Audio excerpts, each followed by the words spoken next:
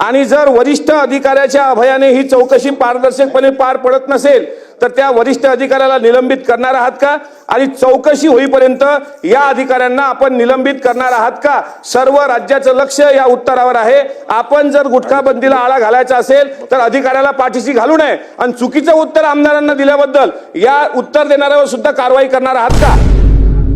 निलंबित करणार आहात का? कारण माझ्याकडे त्यांना अभय असलेला एक स्क्रीनशॉट आहे। एक IAS अधिकारी जर त्यांना म्हणतात की तुमचं कोणी काही वाकडं करू शकत नाही, ही कसली मस्ती? आणि त्यांच्या बंधूंचे जे अवैध गुटख्याचे धंदे आहेत हे तुम्हाला ऑन रेकॉर्ड देतोय मी, तर त्यावर तुम्ही आजच्या निलंबनाची कारवाई करणार आहात का? आणि जर चौकशी लावणार आहात तर किती दिवसात लावणार आहात ते सांगा। की भ्रष्ट, मुजोर आणि दहशत माजवणाऱ्या अधिकाऱ्याला आजपर्यंत आपल्या डिपार्टमेंटच्या अधिकाऱ्यांना पाठीशी घालण्याचं काम केलंय माननीय मंत्री महोदय। या लक्षवेधीच्या माध्यमातून माझा आपल्याला प्रश्न आहे की सदर अधिकाऱ्याच्या प्रत्यक्षरित्या गुटखा खरेदी विक्रीमध्ये संबंध आहे, म्हणजे अधिकारी उल्हास इंगवले जे या भ्रष्टाचारात सामील आहे, त्या इंगवले ज्या नावाने गुटखा विक्री करतात त्याला गांभीर्याने घेऊन यांच्यावर तात्काळ चौकशी प्रस्तावित करणार आहात का? आणि जर वरिष्ठ अधिकाऱ्याच्या अभयाने ही चौकशी पारदर्शकपणे पार पडत नसेल तर त्या वरिष्ठ अधिकाऱ्याला निलंबित करणार आहात का?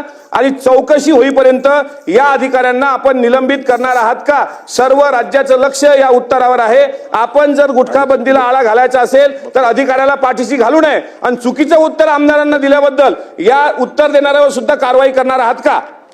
मंत्री महोदय। सन्मान्य सभापती महोदय,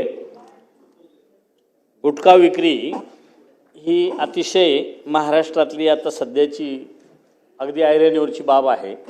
परवाच मुख्यमंत्री महोदयांनी घोषणा केली का ह्या गुटखा बंदीला 328 प्रमाणे गुन्हा दाखल होतो, पण त्याला तात्काळ जामीनही होतो।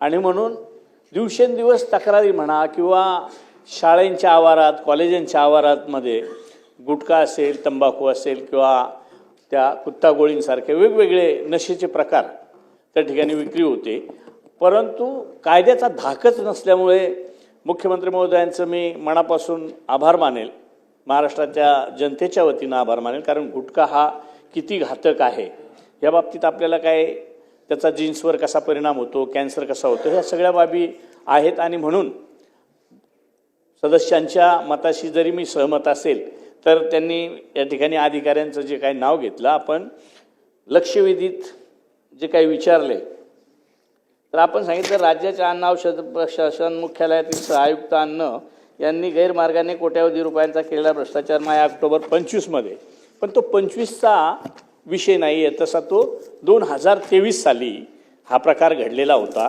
आणि त्यात त्यांनी सांगितल्याप्रमाणे जी काही गाडी आढळून आली ती अशोक इलागेर अन्न सुरक्षा अधिकारी गुप्त वार्ता यांच्या नावावर नोंदलेली होती। आणि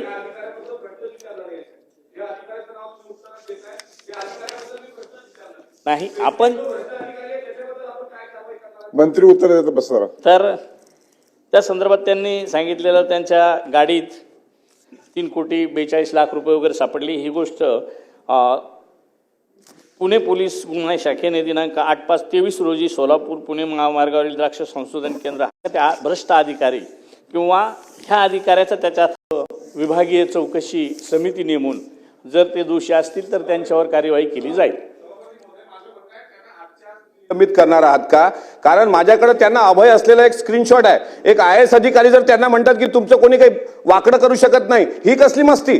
आणि त्यांच्या बंधूंचे जे अवैध गुटख्याचे धंदे आहेत हे तुम्हाला ऑन रेकॉर्ड देतोय मी, तर त्यावर तुम्ही आजच्या निलंबनाची कारवाई करणार आहात का? आणि जर चौकशी लावणार आहात तर किती दिवसात लावणार आहात ते सांगा। आम्हाला आजच्या तात्काळ निलंबनाची कारवाई पाहिजे। चौकशी जाहीर केली ना त्यांनी आता, की तुम्ही म्हणले चौकशी किती दिवसात लावणार, तर ती चौकशी जाहीर केली